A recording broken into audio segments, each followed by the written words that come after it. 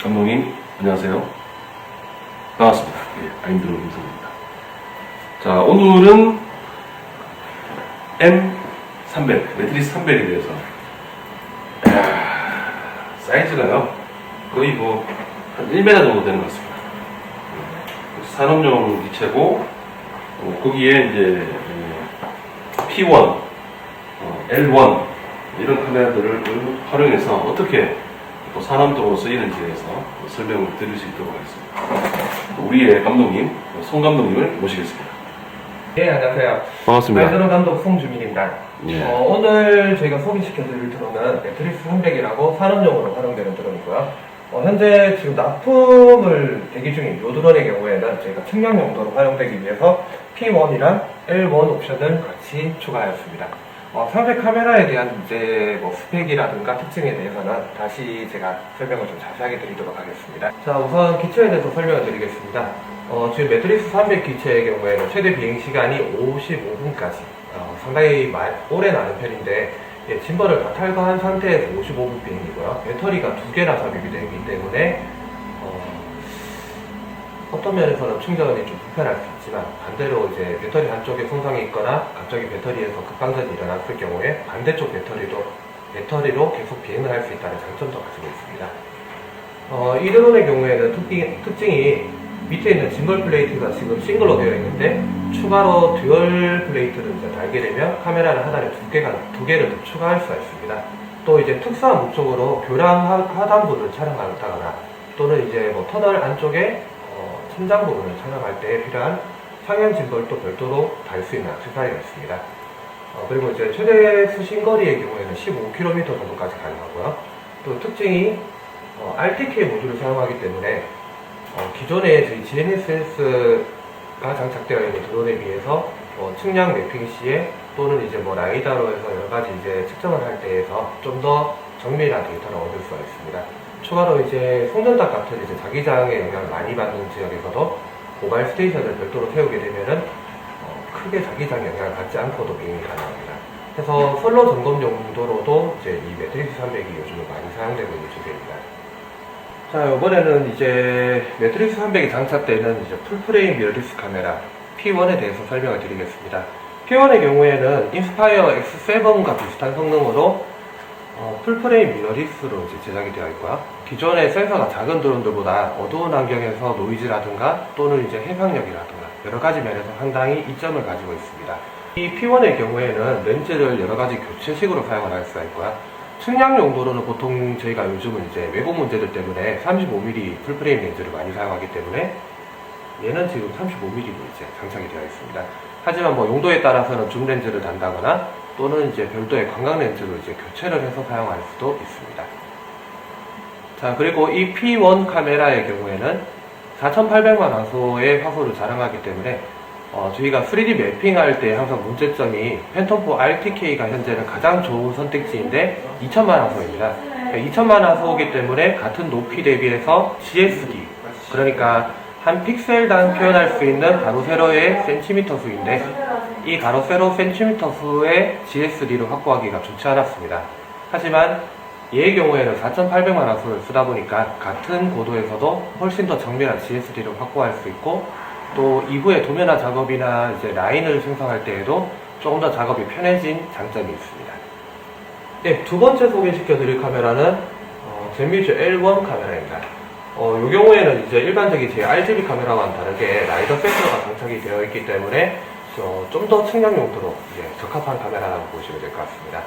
라이더 센서의 장점이 기존 RGB인 일반 카메라로 이제 올린 매핑의 경우는 산지에서 나무가지나 이런 나뭇잎 요 사이로 해서 이제 산의 고도를 정확하게 측정하는 이런 작업들이 불가능했었는데, 이제 라이더 센서가 장착된 드론으로 매핑을 하시게 되면은 동고선을 추출한다거나 또는 이제 이 수복들이 있는 그 아래에 이제 토양들의 위치나 면적, 높이들을 확인하시기에 좀 더 용이할 것 같습니다.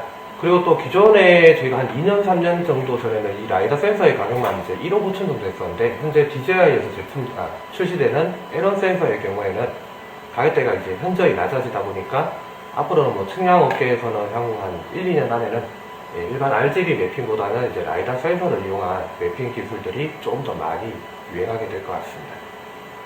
다음은 이제 이 M400의 조종기에 대해서 설명을 드리겠습니다.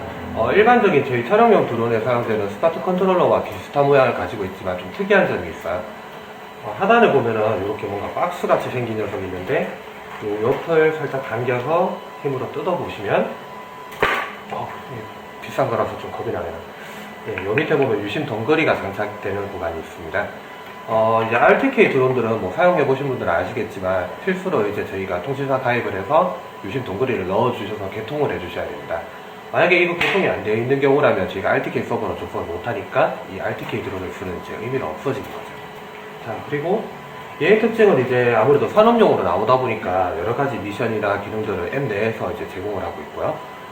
좀 재미난 점이 이 미션의 경우에도 저희가 이제 직접 여기서 생성을 해서 생성을 해서 이제 매핑 용도로나 또는 특정 목적으로 이제 활용을 할 수가 있습니다. 사용자 설정 방법이나 이런 것들은 추후에 다른 영상에서 또 설명을 드릴 거고요. 참고로 이제 RTK, 팬텀4 RTK와 요 매트릭스 RTK 같은 경우에는 기존에 저희가 평면적으로 이렇게 그리드 비행을 했던 걸 이제 3D로 비행하는 기능을 가지고 있습니다. 근데 이제 DJI 공식에서 지원하는 이 3D 비행의 경우에는 단점이 기존의 팬텀4 RTK나 아니면 매트릭스 RTK를 먼저 한번 고공으로 날려서 이 테라 매핑을 한 후에 여기서 DSM 값을 받아오고 다시 집어넣고 또 미션 비행을 해야 되는 이런 단점이 있었는데 특정 방법을 이용하게 되면 국토지리정보원에서 5천 수치 지형도를 받아온 후에 이걸 가공해서 바로 집어넣고 미션을 계획할 수도 있습니다. 테스트 결과 약 고도 5m에서 7m 정도 편차를 해서 거의 지형을 따라다니면서 지형 높낮이에 따라서 항상 대방체와 비슷한 높이를 유지할 수 있게 지형 비행이 가능했습니다.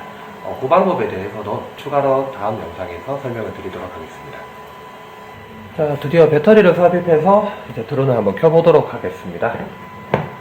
아까 말씀드린 대로 이렇게 이제 M300의 경우에는 배터리가 2개가 장착이 되고요. 그리고 이제 처음에 이제 신품의 경우는 여기 단자와 배터리 단자 쪽에 고무 패킹이 있으니까 이걸 제거해서 삽입을 해주셔야 될 것 같습니다.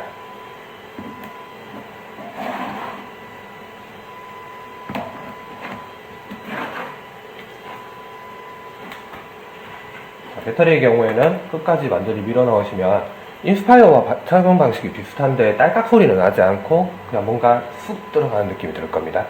자, 그 다음에 이 뒤에 있는 이 돌기를 이용해서 이렇게 옆으로 돌려주시면 완전히 고정이 되는 상태입니다. 자, 그럼 배터리 장착이 끝났으니까 이제 전원을 한번 켜보도록 하겠습니다. 자, 상단에 있는 버튼을 꾹 눌러주시면요. 반응이 없네요. 자, 눌렀다 뺐다 꾹 눌러주시면 약 2초 정도 후에 바로 팬이 돌아가는 소리와 함께 부팅이 시작이 됩니다.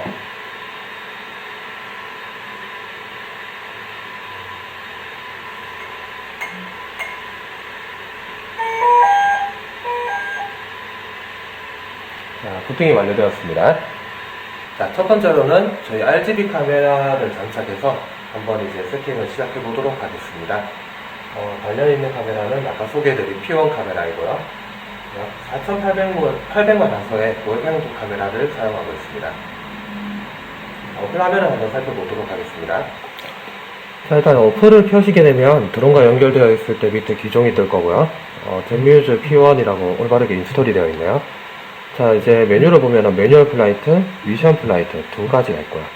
자, 미션 플라이트에 들어가시게 되면은 저희가 이제 그리드 라인이라든가 오빗이라든가 경로 비행이라든가 여러 가지 이제 자동 비행, 여러 가지 목적에 필요한 자동 비행들을 이제 사용할 수가 있습니다.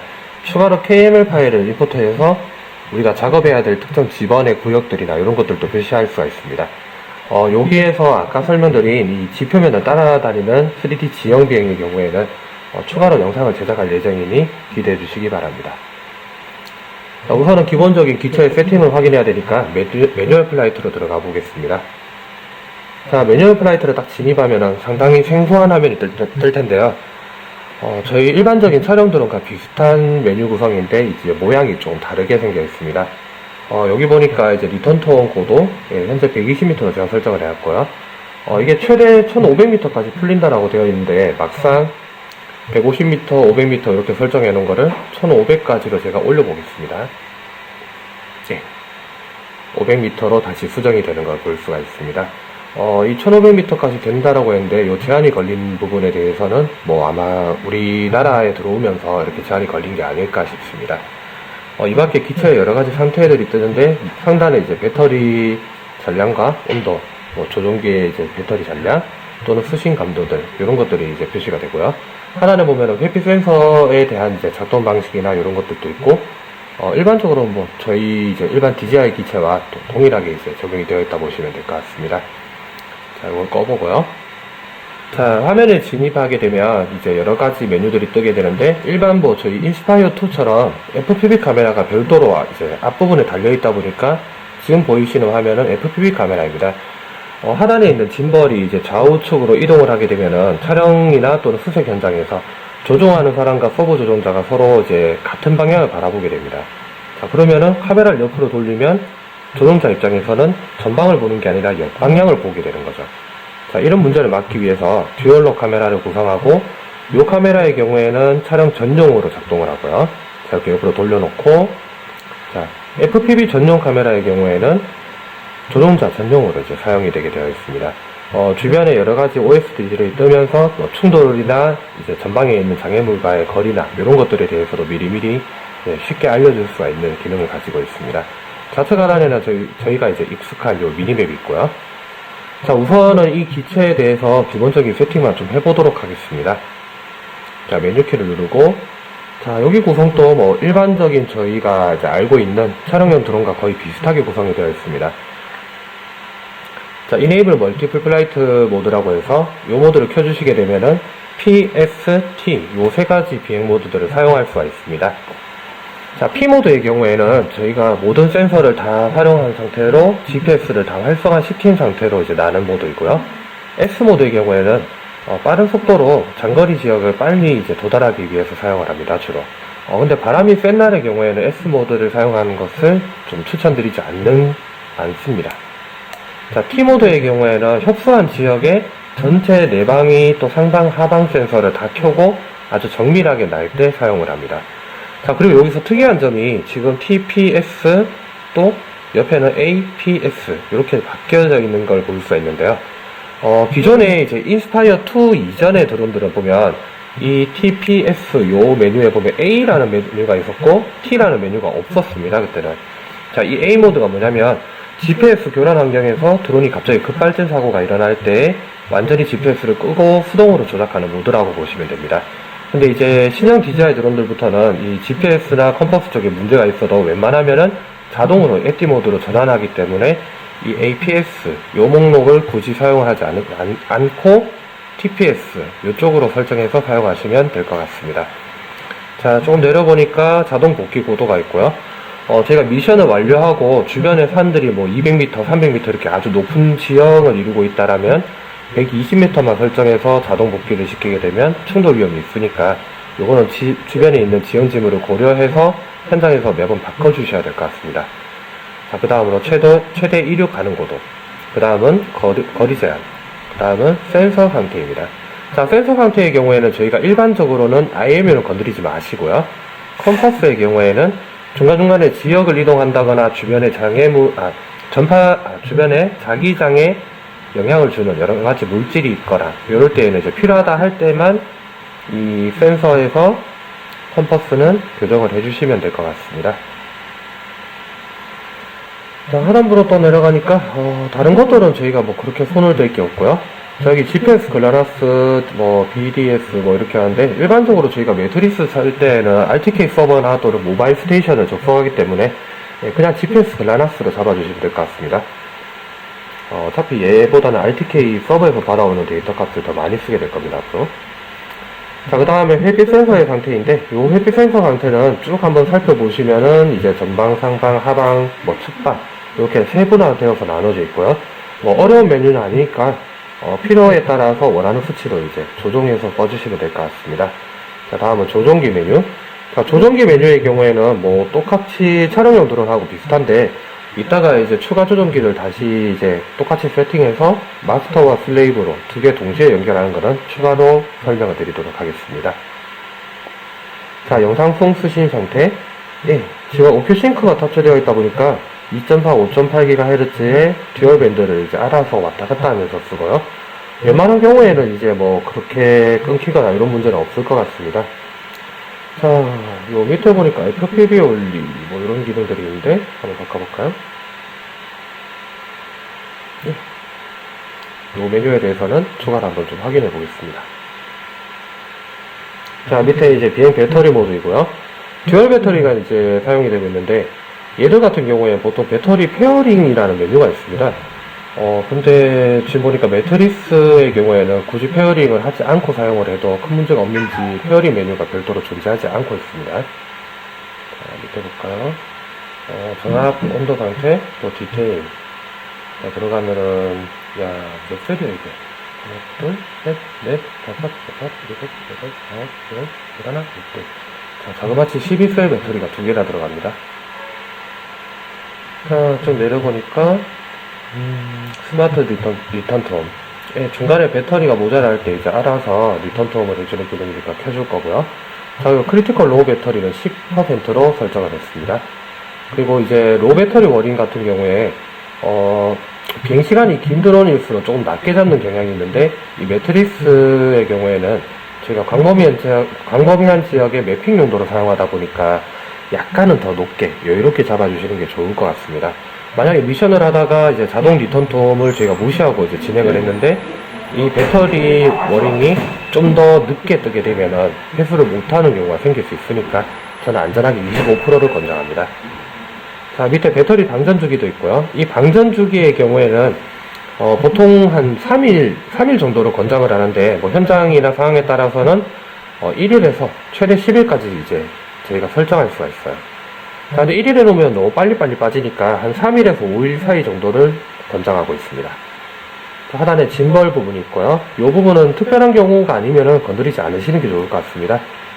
자, 그 다음에 RTK 메뉴. 자, 이 매트리스 300을 쓰는데 가장 핵심적인 부분이죠. 자, RTK 포지셔닝. 이 녀석을 켜보고요. 자, 그리고 여기 보니까 포지셔닝 모드를 RTK. 자, DRTK 스테이션. 자, 커스텀 네트워크 RTK. 자, 요때 두 가지가 있습니다. 일단은 논이라고 설정해 주시고, 이제 상단에 있는 RTK 포지셔닝을 꺼주시면요. RTK가 잡히지 않는 환경에서도 이제 이륙이 가능해집니다. 자, 보니까 레디 투고 비전 모드라고 해서 지금 이륙이 가능한 모드이죠. 자, 다시 RTK 메뉴로 들어가서 RTK 포지셔닝을 켜면은 좌측 상단에 Enable Takeoff라고 해서 이륙이 불가능하다라고 표시가 됩니다. 자, 이 메뉴를 저희가 기억해둬야 되는 게, 일반적인 경우에는 저희가 이제 그 국토지리 정보원의 RTK 서버로 이제 접속을 해서 사용을 하시겠지만, 뭐 간혹 가다가 보면 지역에 따라서는 모바일 스테이션 세우기도 힘들고 RTK 서버도 접속이 안 되는 지역이 있을 수 있어요. 자, 이런 경우에 작업을 해야 되니까 어쩔 수 없이 저희가 GNSS를 하고 난 다음에 지상에서 뭐 GCP를 내린다거나 다른 방법으로 이제 매핑을 진행하게 되는데, 요 RTK 포지셔닝, 요 녀석을 켜놓은 상태라면 RTK가 접속이 안 되면 기체가 이륙 자체가 불가능해집니다. 자, 그래서 정 RTK 서버나 또는 모바일 스테이션을 못 쓰는데 띄워야 되는 환경이면 이 포지셔닝을 꼭 꺼주시기 바랍니다. 자, 그리고 여기 하단부에 보면은 이제 DRTK2 모드라고 해서 이 경우에는 저희가 모바일 스테이션을 별도로 설치하고 얘를 또 연결시키고 모바일 스테이션에 픽스가 뜨면 받아오는 방식이 있고요. 일반적으로 이제 뭐 짐이 많고 좀 설치하는데 번거로움은 있지만, 이렇게 하게 되면은 RTK 서버의 컨디션에 따라서 접속되고 안 되고의 문제가 아니라 웬만한 경우에는 거의 다 접속이 된다고 보시면 돼요. 자, 그리고 밑에 커스텀 네트워크 RTK.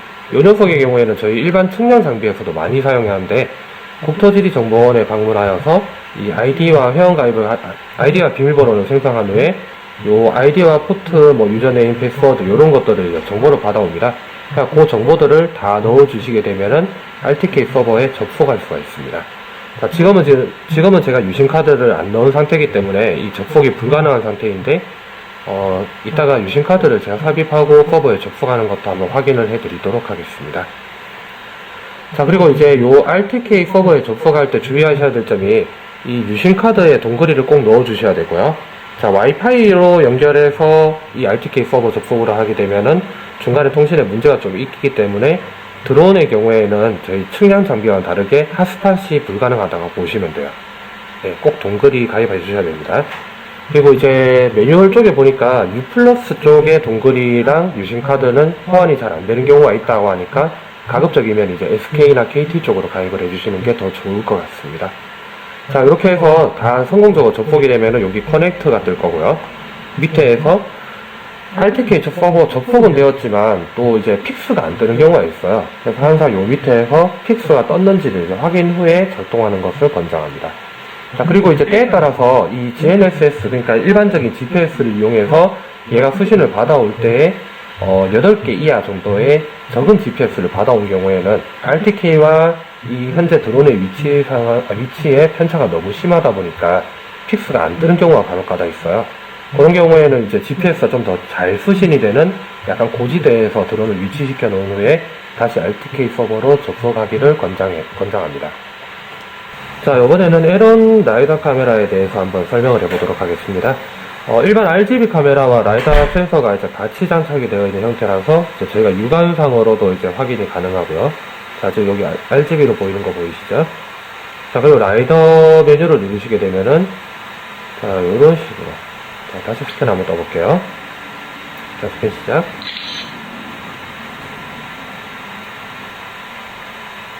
자, 스펙상으로 초당 12만 개의 라이다점을 뿌려서 이제 전체 공간에 대한 이제 이 반사되는 레이저를 이용해서 전체 공간에 대한 포인트 클라우드를 자동으로 생성해준다. 뭐 이런 개념으로 보시면 될 것 같습니다. 자, 이번에 설명해 드릴 것은 매트릭스 300 배터리 스테이션입니다. 이 배터리 스테이션 같은 경우에는 일반적인 이제 007 가방 같이 생겼고요. 무게가 좀 많이 나가는 단점이 있는데, 동시에 8개의 배터리를 다 장착시키고 조종기 배터리의 경우에도 4개까지 장착을 할 수 있습니다. 220V 전기 하나만이면은 이제 이 전체 배터리들을 다 관리할 수 있는 이제 편리한 물건이죠. 배터리 스테이션 특징은 조종기 경우에는 여러 개를 꼽아도 동시에 충전이 가능하고요. 그리고 드론 배터리의 경우에는 동시에 2개씩 충전이 가능합니다. 그러니까 이제 M300에서는 2개의 듀얼 배터리가 들어가니까 한 대 분씩 충전이 가능하다라고 보시면 될 것 같습니다. 처음 진행했던 영상이다 보니까 좀 소개가 미흡하거나 부족한 점이 많은 것 같습니다.